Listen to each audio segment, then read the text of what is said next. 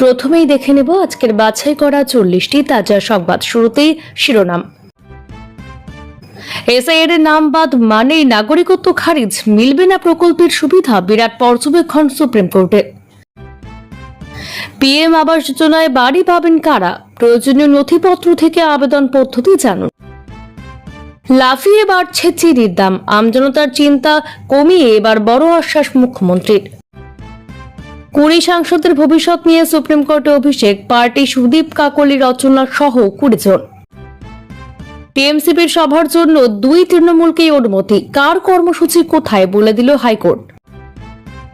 অগ্নিমিত্রার ধমক খাওয়া বৃদ্ধার পাশে মুখ্যমন্ত্রী শুভেন্দু অধিকারী, বললেন বড় কথা।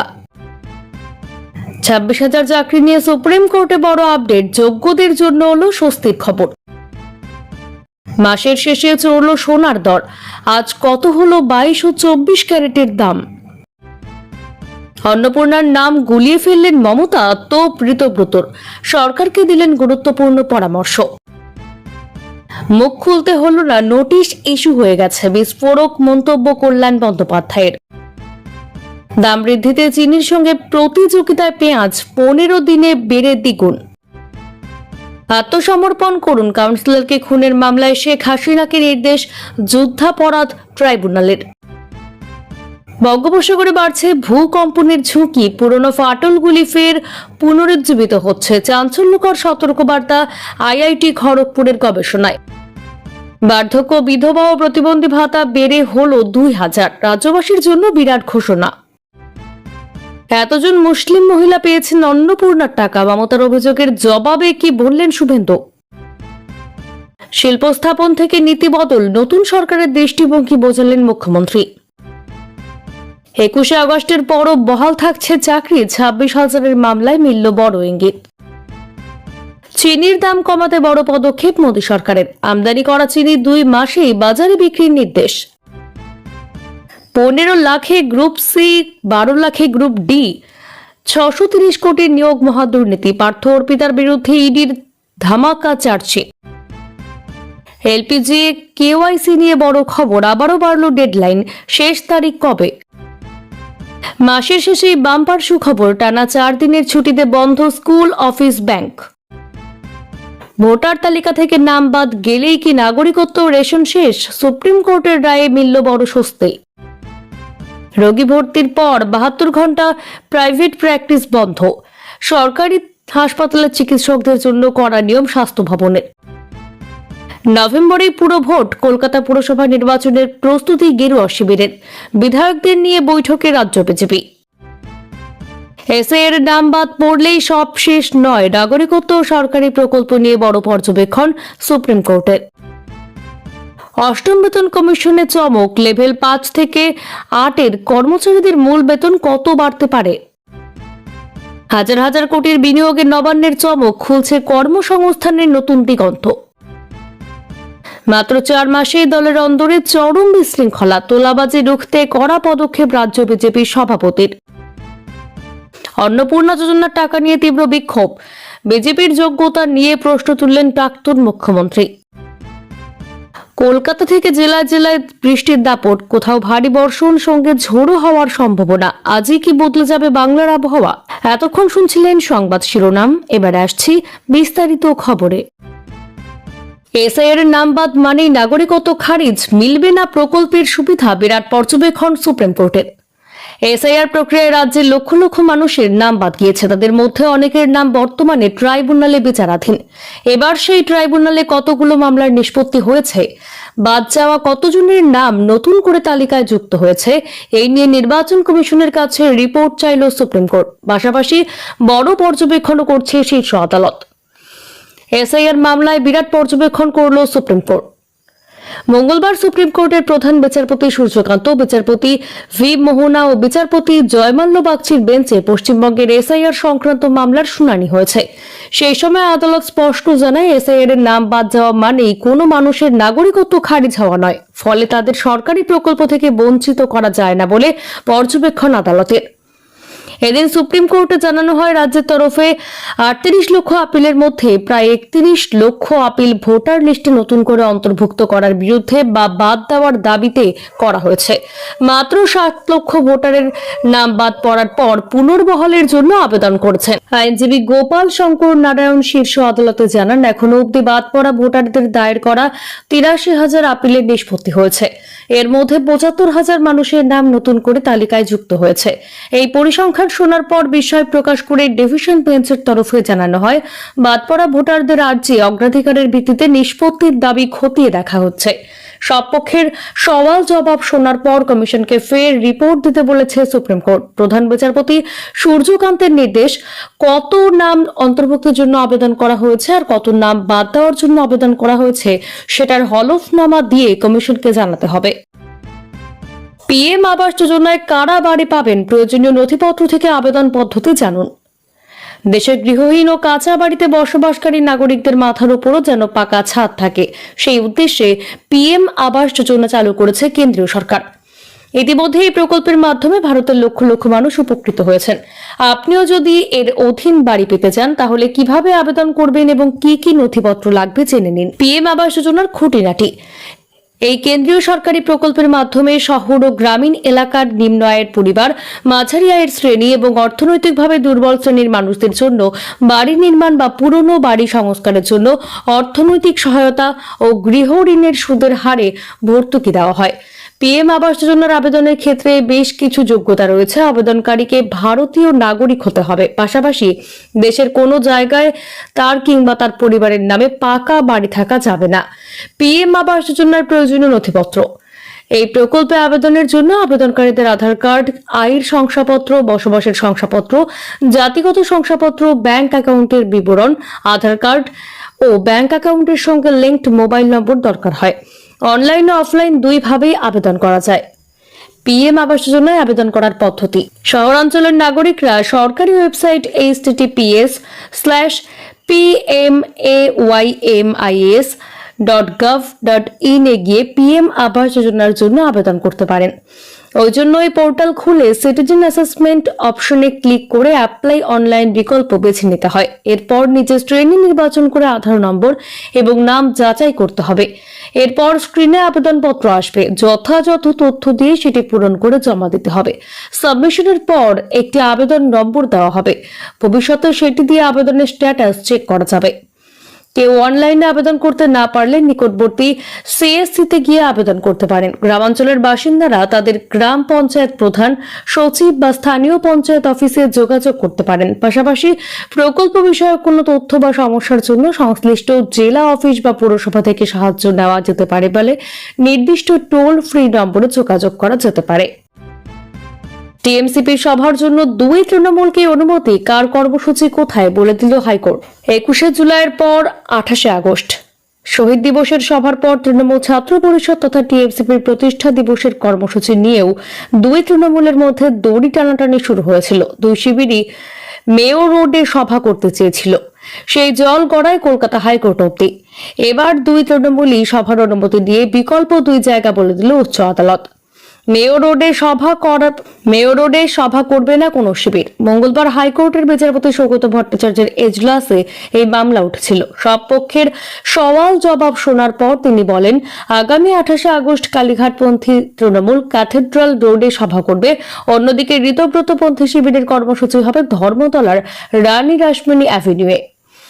এদিনের শুনানিতে বিচারপতি ভট্টাচার্য প্রশ্ন করেন, আমি আসল ডুপ্লিকেট তৃণমূল এসবের মধ্যে চাচ্ছি না।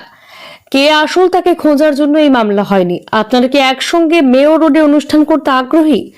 জবাবে কালীঘাটপন্থী তৃণমূলের আইনজীবী শীর্ষেন্দু বন্দ্যোপাধ্যায় বলেন, না, আমরা একসঙ্গে করছি না, রানী রাসমণিতে দেওয়া হোক।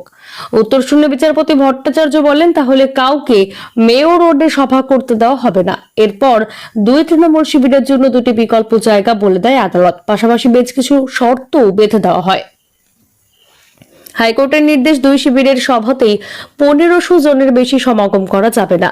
দুপুর 12টা থেকে 3টে অবধি সভা করা যাবে। শুনানির এক পর্যায়ে কালীঘাট তৃণমূল ও ঋতব্রতপন্থী তৃণমূলের উদ্দেশ্যে বিচারপতি ভট্টাচার্য বলেন, একসঙ্গে অনুষ্ঠান করুন, ব্রিগেডে 10,000 জমায়েতের অনুমতি দেব।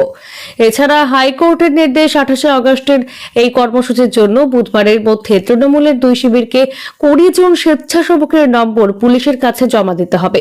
কর্মসূচির সময় যান চলাচল যাতে ব্যাহত না হয় সেটা এই স্বেচ্ছাসেবকদের নিশ্চিত করতে হবে। সেই সঙ্গেই এই কর্মসূচির জন্য পুলিশকেও পর্যাপ্ত নিরাপত্তার ব্যবস্থা করতে বলেছে আদালত। তৃণমূল ছাত্র পরিষদের প্রতিষ্ঠা দিবসের দিন প্রত্যেক বছর মেয়র রোডেই সভা করত তৃণমূল, তবে পালাবদলের পর দল 2 ভাগে বিভক্ত হয়ে গিয়েছে।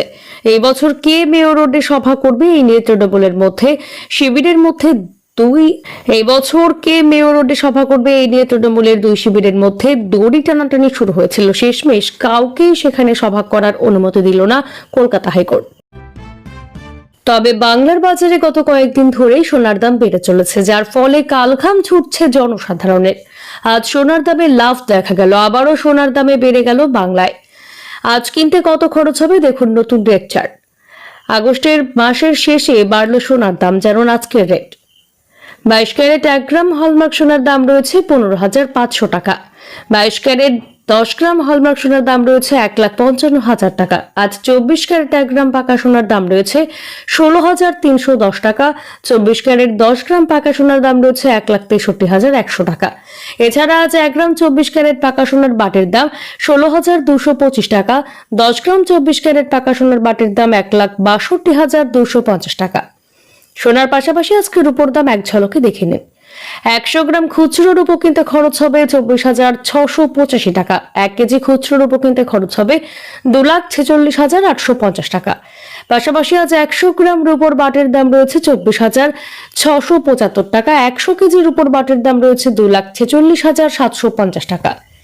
বিশেষজ্ঞদের মতে ভবিষ্যতে সোনা ও রূপোর দাম ওঠানামা করতে থাকবে। বিশেষজ্ঞরা আরো বলেছেন, এর আগে যারা সোনা কিনেছেন তাদের চিন্তা করার কোনো দরকার নেই, কিন্তু বর্তমানে যারা সোনা কিনবেন তাদের পকেটে কিছুটা হলেও চাপ পড়বে।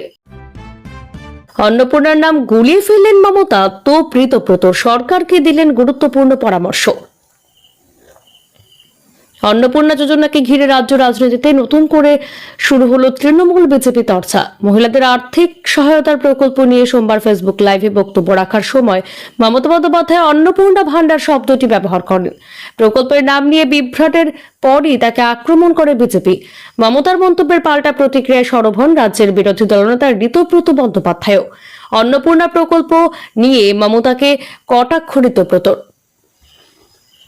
তৃণমূল সরকারের সময়ে রাজ্যের মহিলাদের জন্য চালু হয়েছিল লক্ষ্মীর ভান্ডার। সরকার পরিবর্তনের পর বিজেপি সেই আর্থিক সহায়তার অঙ্ক বাড়িয়ে অন্নপূর্ণা ভান্ডার চালু করে।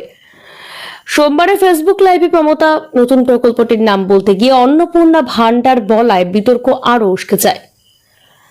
মমতার মন্তব্যের পাল্টা প্রতিক্রিয়ায় সরব হন রাজ্যের বিরোধী দলনেতা ঋতব্রত বন্দ্যোপাধ্যায়। তার কটাক্ষ, উনি অন্নপূর্ণা ভান্ডার যোজনা গুলিয়ে ফেলেছেন।